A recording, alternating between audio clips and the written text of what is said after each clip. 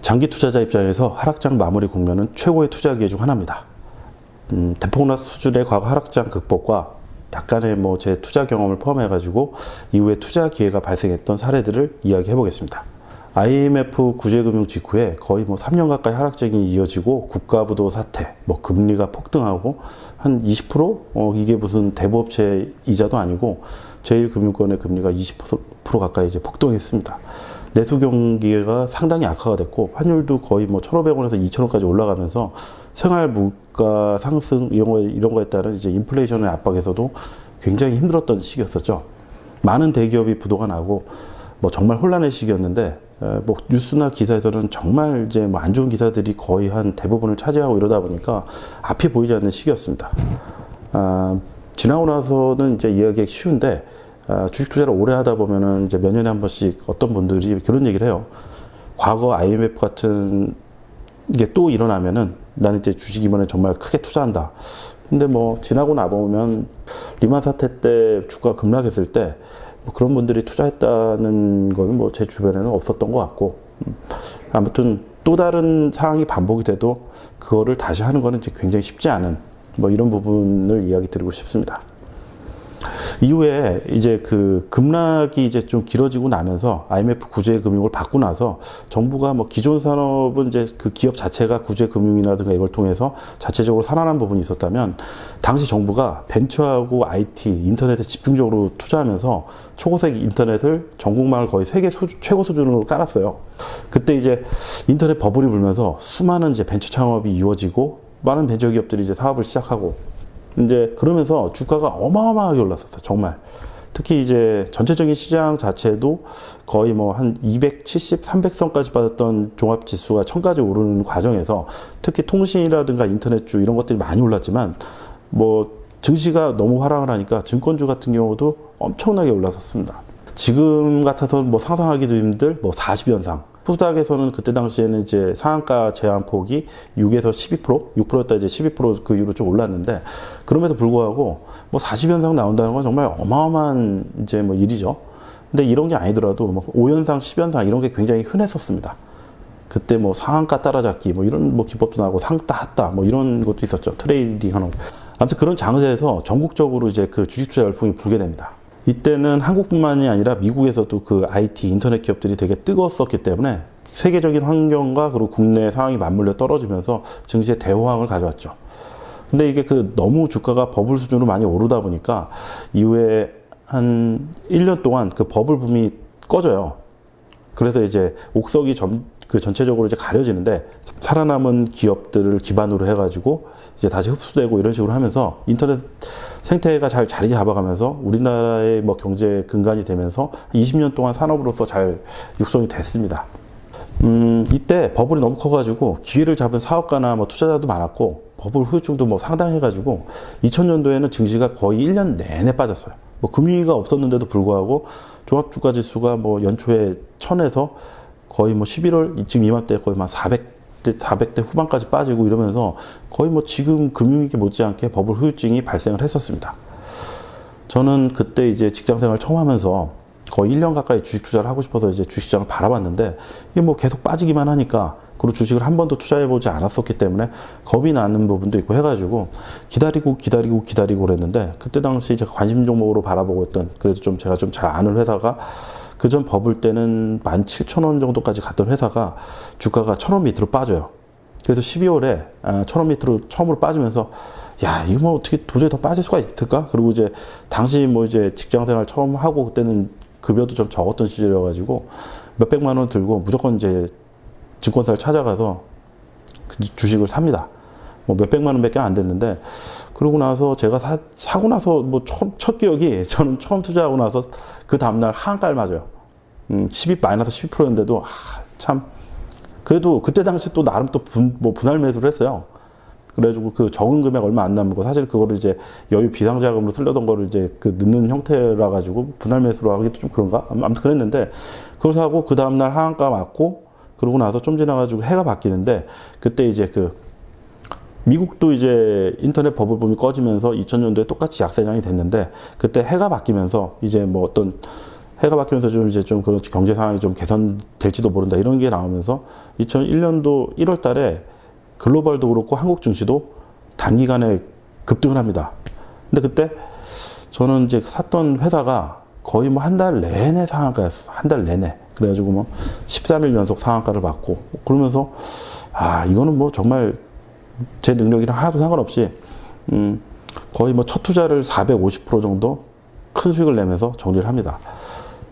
근데 뭐 몇백만 원 정도 투자한 거라 가지고 금전적으로 인생에 큰 영향을 미칠 수준은 아니었는데 향후 이제 제가 주식 투자를 긍정적으로 뭐 생각하고 계속 하게 되는데 가장 큰 영향을 미쳤던 게 아닌가 지금 이렇게 생각을 합니다. 그래서 지금도 투자 관점이 크게 안 바뀌었어요.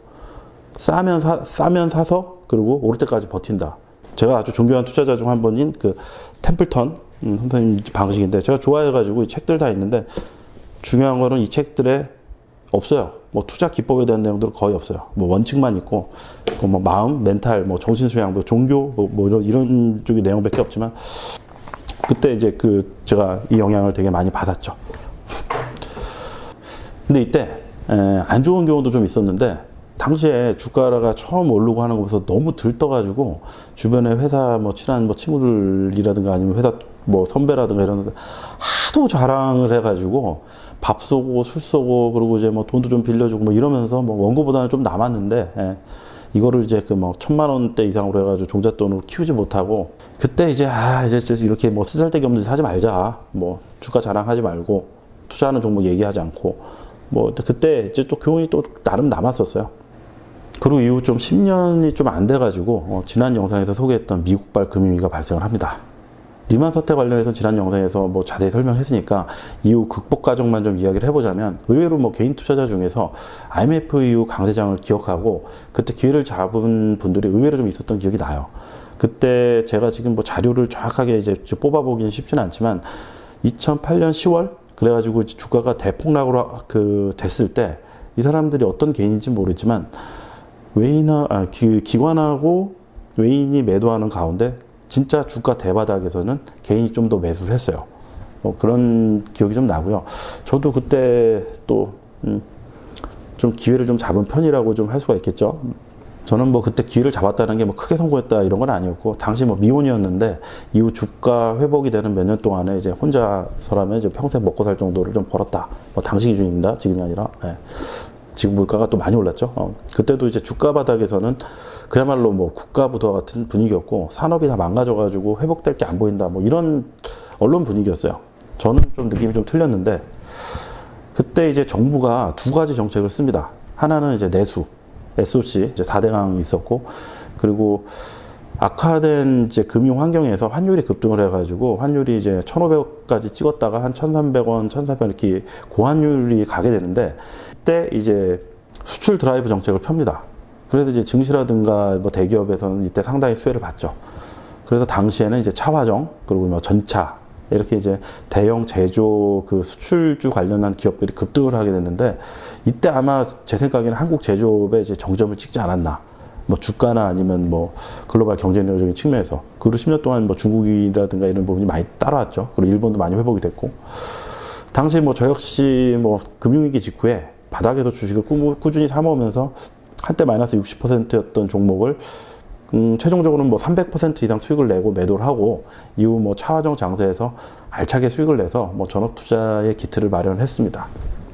이때 이제 큰 수익을 주었던 회사들의 주총을 그때 이제 전업 투자를 앞두고 있었기 때문에 꾸준히 뭐 참석을 하면서 이제 영업 보고서 이런 걸 받았는데 저기 이제 뭐 저기 뒤에 보면 뭐 금고가 있죠. 저 금고 안에다가 당시에 이제 받았던 영업 보고서라든가 이후에도 이제 제가 전업 투자를 하면서 이제 매년 가는 그 영업 보고서 주총 참석하고 받은 영업 보고서들을 좀 모아놓고 있는데 그때 제가 나중에 아빠 뭐 했냐 이게 자식한테 아빠 어떻게 투자했냐 이런 걸 물어보면은 좀 자랑하려고 이제 금고 안에 잘 모아놓고 있습니다. 이렇듯 산이 깊으면 뭐 골이 깊고 반대로 또 골이 깊으면 또 산이 깊은 것처럼 하락장이 길어지면 반등도 크게 일어났습니다. 뭐 과거엔 그랬는데 앞으로도 크게 달라지진 않을 것 같아요. 자 그러면 이번 하락장이 마무리된다는 가정하에 뭐 투자 기회를 잡기 위해서는 어떻게 해야 될까?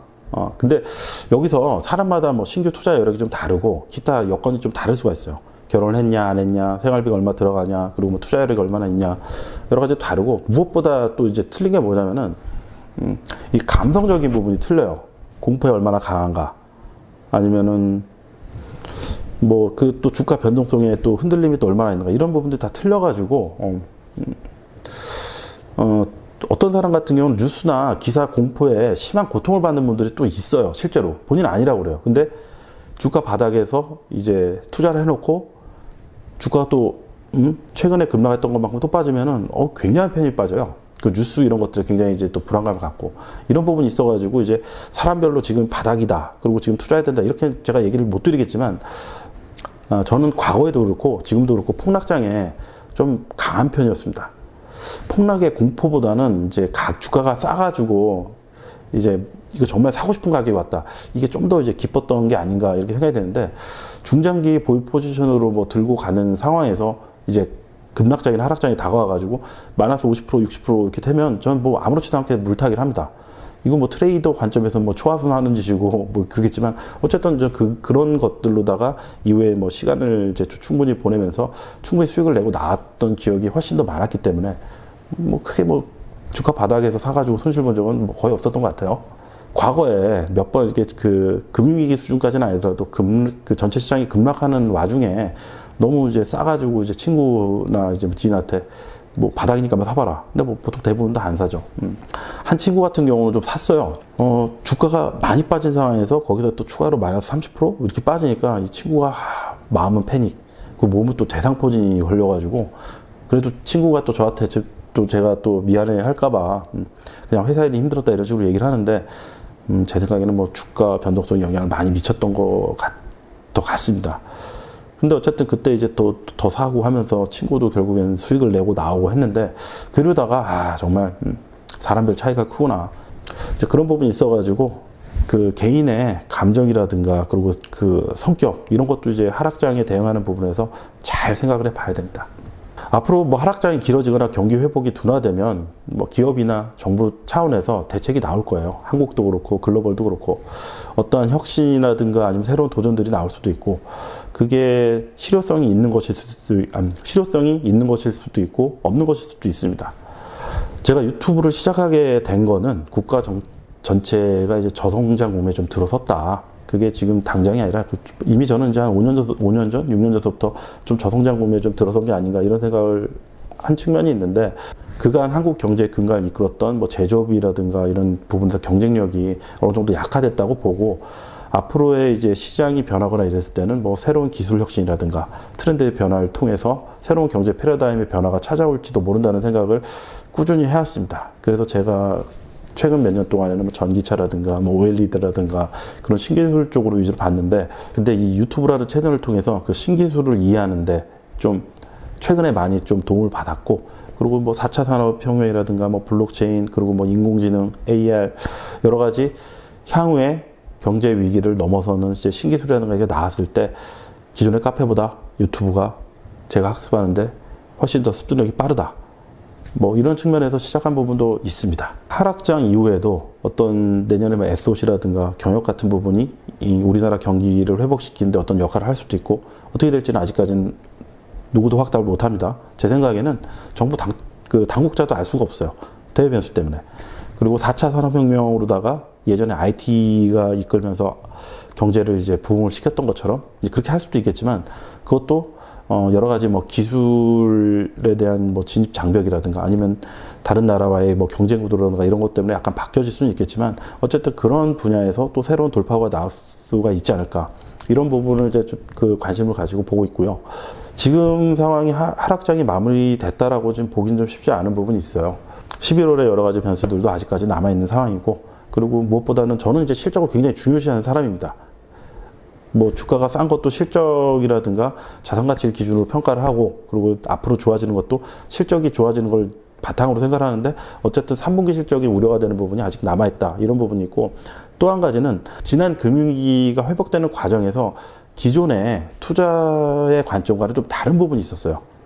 저는 이제 가장 하락폭이 컸던 IMF 위기의 IT 버블, 그리고 이제 리만 사태 이후로다가 수출주도 성장하고 뭐 이런 부분이 있었었는데, IT 버블은 뭐 자세하게 설명을 안 해도 실적이 내기 전에 어떤 인터넷이 세상을 바꿀 것이라는 거대한 패러다임으로서 주가가 너무 먼저 달려갔죠. 그리고 버블이 꺼지고 그 이후로 살아남은 업체들을 통해서 이제 실적이 쌓이고 해가지고 그런 식으로 산업이 형성이 되는데 거의 5년 가까이 걸렸고 2008년 이후에 금융위기 이후에는 수출주도 성장을 해가지고 대기업의 실적이 회복이 됐지만 2009년도에 주가 상승이 상당히 가팔랐습니다. 근데 2009년도에 상반기 실적이 그다지 좋지 않았어요.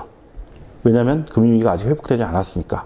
하지만 뭐 기대감이라든가 이때 환율이라든가 여러 가지 경쟁력을 가지고 한국 경제가 살아난다 이런 기대감이 먼저 반영이 됐죠. 만약에 지금보다 증시가 좀 더 하락이 깊어지거나 좀 더 이제 어려운 상황이 좀 더 이어진다고 한 다음에 어떤 정책이라든가 기술의 발달, 어떤 뭐 트렌드 이런 것들이 생겨나면서 주가가 상승할 때는 아마도 그때는 실적 장세가 아니라 기대감으로다가 주가를 끌어올리는 그런 장세가 될 수 있다. 이런 부분에 대한 염두도 두고 있습니다.